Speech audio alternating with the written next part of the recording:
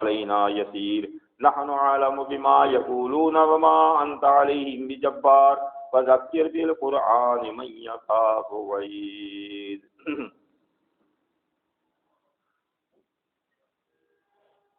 بسم اللہ الرحمن الرحیم والعصر ان الانسان لفی خسر الا الذین آمنوا وعملوا الصالحات وتواصوا بالحق وتواصوا بالصبر۔ آج 18 نومبر سن 2016 17 صفر 1438 ہجری کو آج کے شہر ہری پور ہزارہ کی مرکزی مسجد المسلمین میں رب کائنات نے جمعہ کا خطبہ دینے کی توفیق عطا فرمائی۔ میں نے آپ کے سامنے سورہ قاف والقرآن المجید کے بعد ایک چھوٹی سی آپ کی جانی پہچانی سورت تلاوت کی، سورہ والعصر۔ یہ تو ہے تو ایک چھوٹی سی سورت، لیکن اگر ہم اس پر بھی عمل کر لیں تو ہماری دنیا بھی بہتر ہو جائے، ہماری آخرت بھی بہتر ہو جائے۔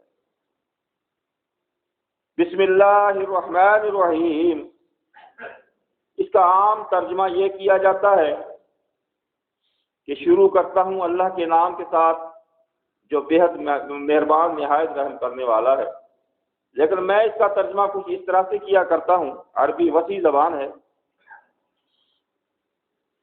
اللہ کے نام کی مدد کے ساتھ اس قرآن کو شروع کرتا ہوں۔ اللہ وہ جو عام مہربان ہے، جو خاص مہربان ہے۔ رحمان و رحیم، جو عام مہربان ہے، جو خاص مہربان ہے۔ عام، وہ دنیا میں عام مہربان ہے، اپنے ماننے والوں پر بھی مہربان ہے، نہ ماننے والوں پر بھی مہربان ہے۔ اگر ان پر مہربان نہ ہو تو وہ ایک سیکنڈ بھی دنیا میں نہیں رہ سکتے۔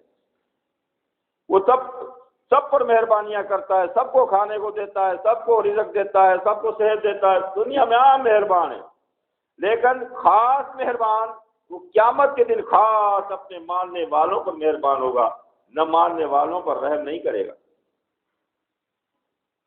اس کے بعد اب آتے ہیں والعصر۔ یہاں پر رب کائنات نے قسم کھائی ہے زمانے کی۔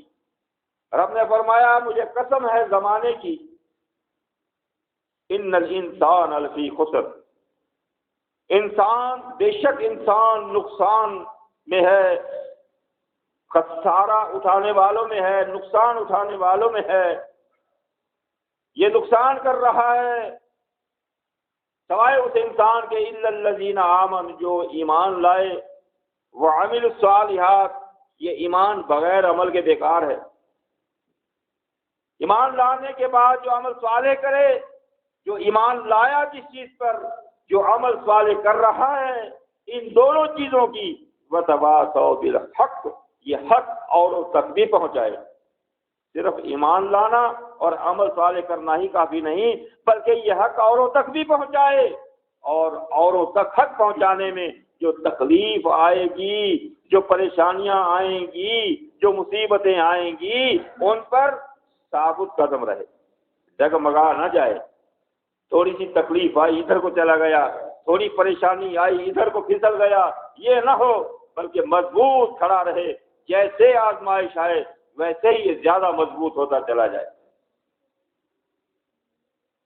والعصر، قسم ہے زمانے کی۔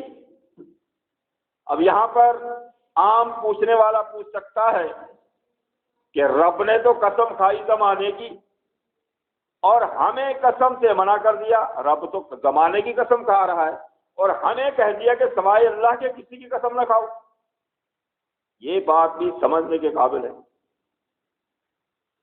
بھائی قسم ہم اس وقت اس لیے کھاتے ہیں دوسرے کو یقین دلانے کے لیے، اور اس کا مقصد یہ ہوتا ہے کہ اگر میں آپ سے غلط بیانی کر رہا ہوں، اگر میں آپ سے جھوٹ بول رہا ہوں، یا میں آپ کو دھوکہ دے رہا ہوں، تو جس کی میں قسم کھا رہا ہوں وہ جانتا ہے اگر میں جھوٹ بول رہا ہوں، غلط بیانی کر رہا ہوں، آپ کو دھوکہ دے رہا ہوں، جس کی میں قسم کھا رہا ہوں وہ مجھے تکلیف پہنچائے گا، وہ مجھے میری پکڑ کرے گا، مجھے میری گرفت کرے گا، مجھے سزا دے گا، یہ ایک خوف اس کے اندر ہوتا ہے۔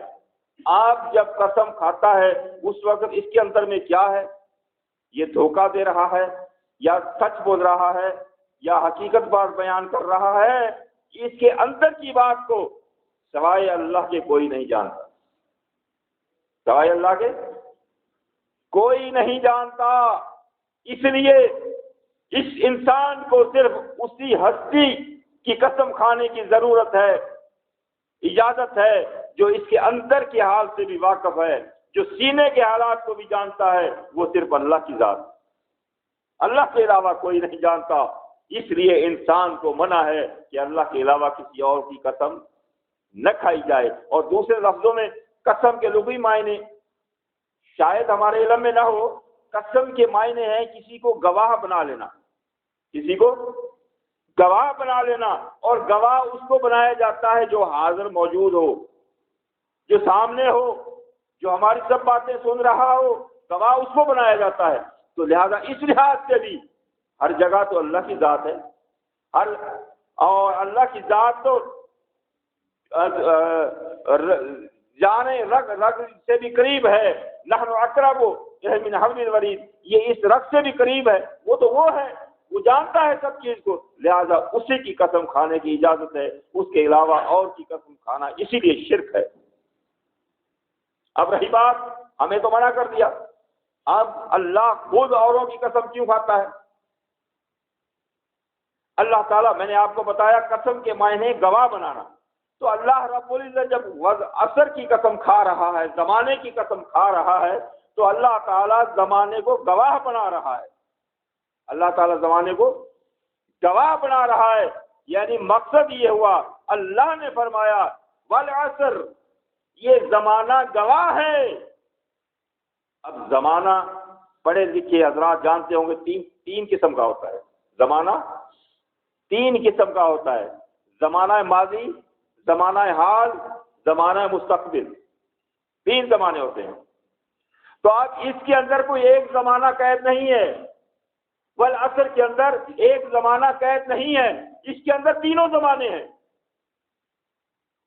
تو رب نے قسم کھائی، رب نے فرمایا ماضی کا زمانہ بھی گواہی دے رہا ہے، حال کا زمانہ بھی گواہی دے گا یا دے رہا ہے، اور مستقبل کا زمانہ بھی گواہ ہوگا اس کے اوپر، کیا؟ والعصر ان الانسان لفی خسر، انسان خسارے میں رہا سوائے اس انسان کے جس کے پاس وہ چار چیزیں تھی۔ زمانہ گواہ ہے، پڑھیں آپ، زمانوں کا ذکر رب کائنات نے قرآن مجید میں آپ کو دے دیا، ماضی کے زمانوں کا سب ذکر دے دیا۔ آپ دیکھیں ماضی کے زمانے پڑھیں، یہ قصے جو قرآن مجید میں بیان کیے گئے ہیں، ان کے بیان کرنے کا مقصد یہ محض یہ نہیں بس قصے پڑھ لو اور بچوں کو سنا دو، بلکہ رب نے فرمایا لقد کان فی قصصہم عبرۃ لأولی الالباب، یہ سورہ یوسف میں فرمایا اس قرآن مجید میں جو میں نے قصے بیان کیے ہیں، ان قصوں کے بیان کرنے کا مقصد یہ ہے تاکہ یہ قصے پڑھ کر عقل مند لوگ اس سے عبرت حاصل کریں، اس سے نصیحت حاصل کریں، اس لیے قرآن مجید میں قصے بیان کیے گئے ہیں۔ اب یہ قصے پڑھیں آپ، قرآن مجید میں پچھلے ایک زمانے کے قصے اللہ نے بیان کیے۔ آپ نوح علیہ السلام کا قصہ پڑھ لیں، آپ کو نظر آئے گا کہ جو لوگ ایمان لائے تھے، جنہوں نے عمل صالح کیے تھے، جنہوں نے حق کی تبلیغ کی تھی، جنہوں نے تبلیغ کے دوران جب ان کو تکلیفیں آئیں ثابت قدم رہے، وہ دنیا میں بھی کامیاب رہے اور آخرت میں بھی کامیاب، دنیا میں بھی عذاب سے بچ گئے، آخرت میں بھی عذاب سے بچ گئے۔ نوح علیہ السلام اور اس کے ساتھی، باقی جنہوں نے چار چیزوں پہ عمل نہیں کیا وہ دنیا میں بھی ڈوب کر تباہ و برباد ہو گئے اور آخرت میں بھی ان کے لیے عذاب تیار۔ زمانہ گواہ ہے، والعصر پڑھ لیں آپ، موسیٰ علیہ السلام کا قصہ پڑھ لیں، آپ کو زمانہ گواہی دے گا کہ اس وقت بھی جو موسیٰ علیہ السلام کو ماننے والے تھے، ایمان لانے والے تھے، عمل صالح کرنے والے تھے، حق کی تبلیغ فرعون کے دربار میں پیش کرنے والے تھے، اکیلا ہوتے ہوئے ابراہیم علیہ السلام ہے، اکیلا ہوتے ہوئے نہیں گھبراتے۔ وقت کے حکمران، ظالم حکمران، ان کو علم ہے کہ یہ مجھے یہ صلاح دے سکتا ہے، ہوا بھی یہی، آگ میں جلوایا گیا، گھر سے نکالا گیا، وطن سے نکالا گیا، سب کچھ چھین لیا گیا، لیکن ابراہیم علیہ السلام ڈگمگائے نہیں بلکہ ثابت قدم رہے۔ وہ کامیاب ہوئے نا، وہ کامیاب، ایسے کامیاب، وہ دنیا میں بھی کامیاب، وہ آخرت میں بھی کامیاب، قیامت تک ان کا نام چلتا رہے گا کامیابوں میں، ان کے ماننے والوں کا نام چلتا رہے گا کامیابوں میں۔ اور جنہوں نے ابراہیم علیہ السلام کو نہیں مانا، ایمان نہیں لائے، وہ وہاں بھی ایمان والوں کو اللہ نے دیکھو آگ سے بچایا۔ آگ کا کام ہے جلانا، آگ کا کام ہے جلانا، لیکن جس انسان کے اندر ایمان آ جائے، ایمان پکا ہو جائے، عمل صالح شروع کر دے، حق کی تبلیغ شروع کر دے اور ثابت قدم رہے، وہ جلانے والی آگ اس کے لیے گلے گلزار بن جاتی ہے۔ یہ چار چیزوں کی وجہ سے دنیا میں کامیاب، اور یہ چار چیزیں جس کے پاس نہیں ہیں وہ آگ دنیا میں بھی اس کو جلائے گی اور آخرت میں بھی اس کو جلائے گی، اس کا کام ہے جلانا۔ تو اللہ تعالی ہمیں ان چاروں چیزوں پر عمل کی توفیق عطا فرمائے۔ وَأَقُولُ قَوْلِي هَٰذَا أَسْتَغْفِرُ اللَّهَ لِي وَلَكُمْ إِنَّ الْحَمْدَ لِلَّهِ نَحْمَدُهُ وَنَسْتَعِينُهُ وَنَستَغْفِرُهُ وَعَلَىٰ آلِ إِبْرَاهِيمَ إِنَّكَ حَمِيدٌ مَّجِيدٌ۔ تو میں عرض کر رہا تھا، جو ایمان لائے گا، عمل صالح کرے گا، حق کی تبلیغ کرے گا اور تبلیغ کے دوران ثابت قدم رہے گا تکلیفوں میں، تو وہ دنیا میں بھی کامیاب، آخرت میں بھی کامیاب۔ والعصر، زمانہ گواہ ہے، اگر اس پر عمل نہیں کرے گا تو یہ خسارے میں، دنیا میں بھی نقصان اٹھائے گا اور آخرت میں بھی نقصان اٹھائے گا۔ قصہ پڑھ لیں، آگ کا آپ نے سنا، آگ کا کام ہے جلانا، لیکن ان چار چیزوں پر عمل کرنے والوں کے لیے وہ گلے گلزار بن گئی۔ پانی کا کام ہے ڈبونا، لیکن موسیٰ علیہ السلام کا قصہ پڑھ لیں، وقت کے ظالم حکمراں کے ہاں حق بیان کیا، گھبرائے نہیں۔ میں تو کہا کرتا ہوں، جس شہر میں جماعت المسلمین کی مخالفت نہیں، وہاں سمجھ لے کہ ہم حق بیان نہیں کر رہے۔ جس شہر میں جہاں پر جتنی زیادہ مخالفت ہے، جتنے زوروں پر مخالفت ہے، سمجھ لیں کہ اتنی ہی ان کی تبلیغ زیادہ ہو رہی۔ جہاں ان کی مخالفت نہیں، وہاں تبلیغ نہیں ہو رہی، اس لیے وہ اس سورہ مبارکہ پر عمل نہیں کر رہے۔ حق کرنے والوں کی ہمیشہ مخالفت ہوئی ہے، ہوتی رہے گی۔ ابراہیم علیہ السلام کی یہ مخالفت سنا آپ نے، آگ میں جلایا پھینکا گیا، وطن سے تکلیفیں آئی نا۔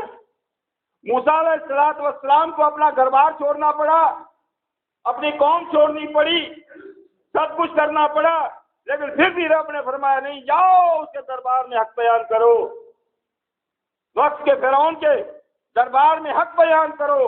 موسیٰ علیہ السلام خود ایمان لائے تھے، عمل صالح کرتے تھے، اور وقت کے ظالم حکمراں کے دربار میں آ کر حق بیان کیا، اور جب حق بیان کیا تو اس نے تکلیفیں پہنچانی شروع کر دی۔ یہاں تک آپ نے دیکھا رب سے مدد مانگی، موسیٰ علیہ السلام اور اس کی قوم کو رب نے کہا یہ سامنے دریا ہے، اس میں وہ جو پیچھے حملہ کیا انہوں نے، اس میں داخل ہو جاؤ۔ جب پانی کا کام ہے ڈبونا، لیکن جس کے اندر چار چیزیں ہیں اس کے ماننے والوں کو پانی نے راستہ دے دیا، اور وہی پانی ہے جس نے ان چار چیزوں پہ عمل نہیں کیا۔ جب اس کا لشکر آیا، اس کے سردار کے سمیت اسی پانی نے اس کو ڈبو دیا، ان کو بچا لیا۔ یہ کیا ہے؟ یہ دنیا میں بھی کامیابی ہے اور آخرت میں بھی انہیں کے لیے جنت جیسی نعمتیں تیار ہیں۔ کیا ہمیں یقین نہیں ہے؟ ایمان کے معنی ہی یقین کرنا، یقین سے کسی بات کو مان لینا۔ اگر ہم یہ تین چیزیں نہیں کرتے، اس کا مطلب ہے ہمارا یقین کمزور ہے، ہمارا ایمان کمزور ہے۔ اس کے بعد آپ دیکھیں رسول اللہ صلی اللہ علیہ وسلم کی زندگی کو لے لیں، زمانہ گواہ ہے۔ رسول اللہ صلی اللہ علیہ وسلم کی زندگی کو لے لیں، آپ ایمان لائے، جب حق بیان کیا، آپ کو تکلیفیں پہنچائی گئیں، آپ پر اوجڑیاں ڈالی گئیں، آپ کے دندان مبارک شہید ہوئے، کیا کیا تکلیفیں نہیں آپ کو پہنچائی گئیں۔ آپ کو اپنا خاندان چھوڑنا پڑا، اپنے رشتہ دار چھوڑنے پڑے، اپنا وطن چھوڑنا پڑا، حتیٰ کہ بیت اللہ کو چھوڑنا پڑا۔ بیت اللہ کو بھی چھوڑ دیا، لیکن نہیں چھوڑا تو دین حق کو نہیں چھوڑا۔ یہ ہمارے لیے تبلیغ ہے، یہ ہمارے لیے ان قصوں میں نصیحت ہے۔ آج کہتے ہیں نا جی تم جاؤ گے تو بیت اللہ میں حج کیسے کرو گے؟ وہ اس وقت کے ظالم وہ بھی یہی کہا کرتے تھے، بیت اللہ کا طواف کرتے تھے، لبیک لا شریک لک لبیک پڑھتے تھے، لیکن کیوں چھوڑا آپ صلی اللہ علیہ وسلم نے ان کو؟ کیوں وہاں سے نکالا؟ تو آپ نے فرمایا کہ لا شریک لک تو پڑھتے ہو، لیکن اس کے ساتھ جو اور شرک کر رہے ہو اس کو چھوڑ دو۔ اس کو وہ نہیں چھوڑتے تھے۔ وجہ یہ ہوئی کہ وہ بیت اللہ کا گھر جو زمین پر ایمان والے کو سب سے محبوب چیز ہے، آخر اللہ کے رسول کو وہ بھی چھوڑنا پڑا، لیکن ڈگمگائے نہیں۔ دوران سفر ہجرت کے دوران کیسی تکلیفیں آئی، کیا کیا مرحلے آئے، لیکن چاروں چیزوں پر قائم رہے، حق پر مضبوط جمے رہے، باطل کا مقابلہ ڈٹ کر کرتے رہے، اللہ پر بھروسہ کرتے رہے۔ اگر آپ نے دیکھا آج ہم ڈرتے ہیں نہیں، امریکہ اس وقت کی سپر طاقت ہے، برطانیہ سپر طاقت ہے، روس سپر طاقت ہے، اور یہ دیکھو کلمہ پڑھنے والے یہ کروڑوں کی تعداد میں ہیں، اسلحہ ان کے پاس، بارود ان کے پاس، پیٹرول ان کے پاس، گیس ان کے پاس، سونا چاندی ان کے پاس، اللہ نے سب چیزیں ان کو دی ہیں، لیکن پھر بھی امریکہ سپر طاقت، اس سے ڈرتے ہیں۔ ہمارا جب یہ یقین ہو جائے گا سپر طاقت صرف اللہ کی ذات ہے، اللہ چاہے تو ان سب کو تباہ و برباد کر سکتی ہے۔ اس وقت کی سپر طاقت فرعون کو اللہ نے غرق کر دیا، اس وقت کی سپر طاقت نمرود کو اللہ نے غرق کر دیا، اس وقت کی سپر طاقت ابو جہل ابو لہب کو اللہ نے نیست و نابود کر دیا۔ سپر طاقت اللہ کی سپر طاقت ہے، اس سے اوپر کوئی نہیں۔ مطلب یہ ہے ان جن کا یہ یقین تھا کہ سپر طاقت صرف اللہ کی ذات ہے، وہ دنیا میں بھی کامیاب ہوئے، آخرت میں بھی ان کی کامیابی ہے۔ لیکن جنہوں نے دنیا میں اوروں کو سپر طاقت سمجھا، اوروں کے آگے یہ اپنے ہاتھ پھیلاتے رہے، کشکول لے کر گھومتے رہے، یہ زمانہ موجودہ بھی گواہ ہے، دنیا میں بھی وہ ذلیل و خوار ہوں گے، آخرت میں بھی ان کے لیے ذلت۔ موجودہ دور میں کیوں یہ کلمہ پڑھنے والے رسوا ذلیل ہو رہے ہیں؟ کیوں ہو رہے ہیں؟ یہ کلمہ پڑھنے والے ہمارے اپنے ہی علماء کو پکڑتے ہیں، ان کے حوالے کر دیتے ہیں۔ کیوں؟ یقین نہیں ہے نا کہ سپر طاقت اللہ ہے، یہ یقین نہیں ہے، امریکہ سے ڈرتے ہیں۔ میں تو اللہ کی قسم کھا کر کہتا ہوں، یہ جو جتنا امریکہ سے ڈرتے ہیں، اتنا اگر اللہ سے ڈرنے والے بن جائیں، یہ امریکہ ان کے قدموں میں آگے گر جائے۔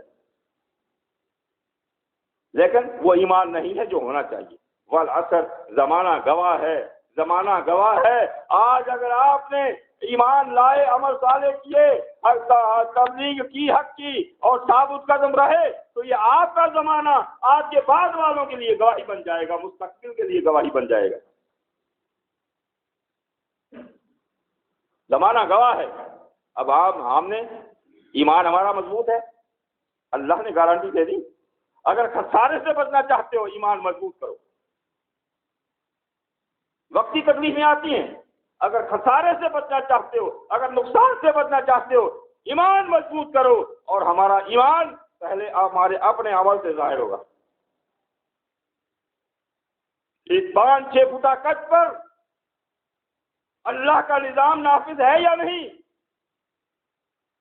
اللہ کا قانون نافذ ہے یا نہیں؟ وہ اس کا ایمان، اس کا جسم بتائے گا۔ کیا اس کے جسم پر سر سے پاؤں تک سنتیں ہیں؟ اگر ہیں تو اس کا ایمان ہے۔ اگر سنت پر عمل نہیں کرتا، اس کا مطلب ہے وہ لوگوں سے ڈرتا ہے، اللہ سے نہیں ڈرتا۔ اس کا مطلب ہے وہ رشتہ داروں سے ڈرتا ہے، اللہ سے نہیں ڈرتا۔ اس کا مطلب ہے اس کو اللہ کے رسول صلی اللہ علیہ وسلم سے محبت نہیں، کسی اور سے محبت ہے۔ جس سے محبت ہوتی ہے اس کے رنگ میں رنگ جاتا ہے، اس اپنے محبوب کے اوپر ہر چیز قربان کر دیتا ہے۔ یہ محبت کی نشانی ہوتی ہے۔ جب ہم کہتے ہیں کہ ہماری محبت خاتم الانبیاء محمد مصطفیٰ صلی اللہ علیہ وسلم کے ساتھ محبت ہے، تو پھر اس جیسا لباس کیوں نہیں پہنتے، اس جیسا چہرہ کیوں نہیں بناتے، اس جیسے بال کیوں نہیں رکھتے، اس جیسا ہم اپنے آپ کو بنانے کی کوشش کیوں نہیں کرتے؟ اور جس کو نمونہ اللہ نے بتا دیا، لقد کان لکم فی رسول اللہ اسوۃ حسنہ، میرے نبی کی زندگی میں تمہارے لیے بہترین نمونہ ہے۔ جیسے میرے نبی سوتے ہیں ایسے تم سویا کرو، جیسے میرے نبی نے داڑھی رکھی ہے تم رکھا کرو، جیسے میرے نبی نے لباس پہنا ایسا لباس پہنا کرو، جیسے میرے نبی نے نکاح کیا ایسے کیا کرو۔ جو کام میرے نبی نے کیا ہے سارے کام تمہارے اس طریقے پر ہونے چاہیے، پھر تمہیں نبی کی محبت سے کی دعویٰ میں سچے ہو، ورنہ یہ جھوٹ بول رہے ہو کہ ہمیں نبی سے محبت۔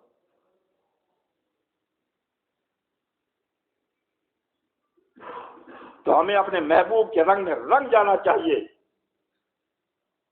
یہ آپ کا یہ جسم بتائے گا کہ آپ کا ایمان ہے یا نہیں۔ جب آپ کا جسم بتائے گا ہاں یہ پکا ایمان والا ہے، دیکھو اس کا کوئی کام سنت کے خلاف نہیں، اس کے جسم میں سے کوئی بتا ڈھونڈنے سے ڈھونڈے گا، کوئی ایسا کام ڈھونڈو جو سنت کے خلاف ہو تاکہ اس کے اوپر اعتراض کروں، لیکن اس کو نہ ملے ہمارے جسم میں کوئی بھی کام سنت کے خلاف، یہ بھی ہماری تبلیغ ہے۔ پھر یہ حق ان تک پہنچانا ہے، پھر یہ ڈرتے ہیں، یہ معاشرے میں رہنا ہے۔ اگر ہم نے یہ صحیح حق بتا دیا، ان کی مخالفت کر دی، بھائی کلمہ کہاں سے شروع ہوتا ہے؟ کلمہ تو انکار سے شروع ہوتا ہے۔ لا الہ، پہلے کہو لا، نہیں ہے کوئی الہ، کوئی نہیں ہے حق۔ پہلے ان باطلوں کا انکار کرنا پڑے گا، یہ تمام باطل ہیں، الا اللہ، الا اللہ، پھر اللہ لگے گا بعد میں، پھر کہو کہ یہ حق ہے۔ اللہ کے علاوہ باقی کوئی الہ نہیں، یہ کہنا پڑے گا۔ دوسرے لفظوں میں دین اسلام کے علاوہ یہ کوئی مذہب حق نہیں۔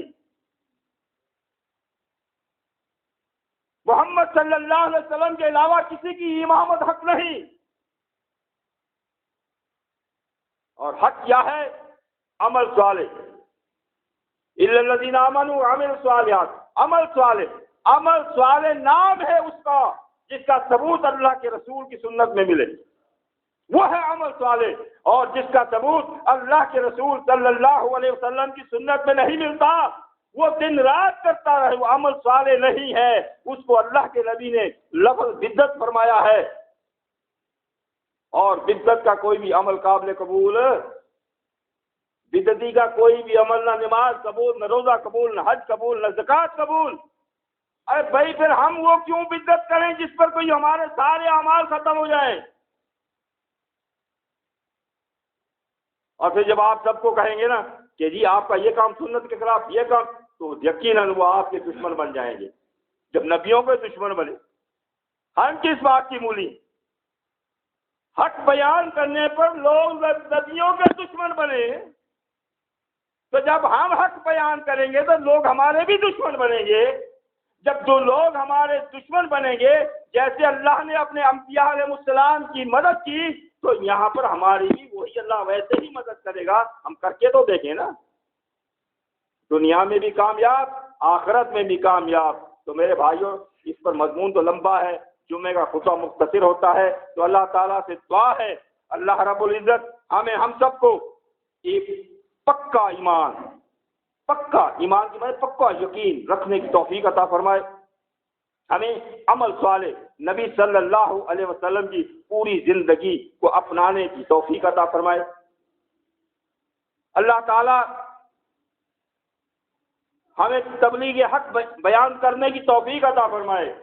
یا اللہ یہ تبلیغ کرتے وقت ہمیں پریشانی میں مبتلا نہ کر، ہم دعا مانگتے ہیں ہم کمزور ہیں، اگر کوئی آ جائے یا اللہ ثابت قدم بھی تو ہی رکھنا، تیرے سوا ثابت قدم ہم نہیں رہ سکتے، تیری مدد کے سوا ہماری مدد بھی تو ہی کرنا۔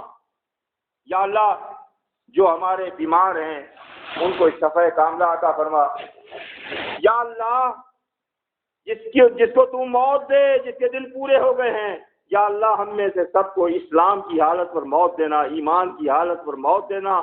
یا اللہ ہمیں شہادت کی موت دینا، شہادت کی موت مانگا کریں ہمیشہ۔ یا اللہ جو ہمارے فوت ہو گئے ہیں ان کو بھی یاد رکھا کریں، جو اس دنیا میں اب نہیں ہیں، یا اللہ ان پر بھی خاص اپنا کرم فرما، رحم فرما۔ ان کی اگر کوئی کوتاہیاں ہو گئی ہیں انہیں معاف فرما، ان کی قبروں کو کشادہ کر دے، ان کی قبروں کو جنت کے باغوں میں سے باغات بنا دے، ان پر اپنا خاص رحم فرما۔ خصوصاً سید مسعود احمد صاحب رحمۃ اللہ علیہ جو ہمارے لیے سبب بنے حق قبول کرنے کا، ہم اس کا احسان نہیں اتار سکتے، دعائیں تو مانگ سکتے ہیں۔ اللہ ان پہ خاص رحم نازل فرمائے۔ یا اللہ جو بے اولاد ہیں ان کو صالح اولاد عطا فرما، اولاد بھی اللہ کی نعمت۔ یا اللہ یہ اولاد ہے جس کی دعائیں انبیاء علیہ السلام بھی رب سے مانگتے رہے، یہ وہ چیز ہے، ایسی پیاری چیز ہے۔ یا اللہ جن کے پاس اولاد نہیں ہے ان کو صالح اولاد عطا فرما۔ یا اللہ جن کے پاس اولاد ہے ان کو نیک اور صالح بنا۔ یا اللہ جن کے اوپر قرض ہیں، قرض کے بوجھ میں دبے ہوئے ہیں، یا اللہ ان کے لیے آسانی کا کوئی نہ کوئی سبب بنا، ان کا قرضہ ادا ہو جائے۔ یا اللہ جو بے روزگار ہیں ان کے لیے پاک روزی عطا فرما۔ یا اللہ جو جس پریشانی میں مبتلا ہے سب کی پریشانیاں دور فرما۔ یا اللہ اس موجودہ امت کو فرقہ واریت کے عذاب سے نجات دے۔ یا اللہ اس امت کو متحد و متفق ہو کر دشمن سے مقابلہ کرنے کی توفیق عطا فرما۔ اللہ تعالی ہم سب نے جو کچھ سنایا اس پر عمل کی توفیق عطا فرمائے۔ وَأَقُولُ قَوْلِي هَذَا أَسْتَغْفِرُ اللَّهَ لِي وَلَكُمْ